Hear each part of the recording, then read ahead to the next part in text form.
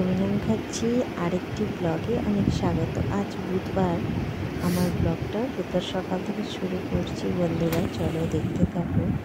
তো আজকে ব্রেকফাস্টে আলু আর পেঁয়াজ লঙ্কা দিয়ে একটু ভাজা করবো, আর রসুন ফোড়ন দিয়ে মসুরির ডালে দিয়ে ভাত দিয়ে খাওয়া হবে। আর ব্রেকফাস্টে ভাত খাওয়া হবে। আর তারপরে এই যে মসুরির ডালটাও ফোড়ন দিয়ে নিলাম। তো এইটা করার পর খাওয়া দাওয়াগুলো সেরে নেবো। তারপরে দুপুরের রান্নায় আজকে আমি পাবদা মাছের ঝাল করবো। আমি বহুবার এই মাছের কীভাবে করি তোমাদের শেয়ার করেছি। আর আলু আর উচ্ছে দিয়ে একটা তরকারি, আলু উচ্ছের তরকারি, আর হচ্ছে আমড়াটাকে ছোটো ছোটো করে পিস পিস করে নিয়েছি।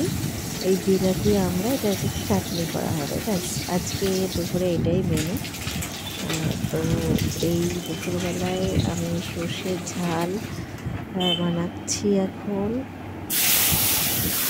আর এই মাছটা আমি আনতে গেছিলাম, কারণ আজকে অনেকটা লেট হয়ে গেছিলো। তো যাই হোক, এখানে উচ্ছের তরকারি খাচ্ছি।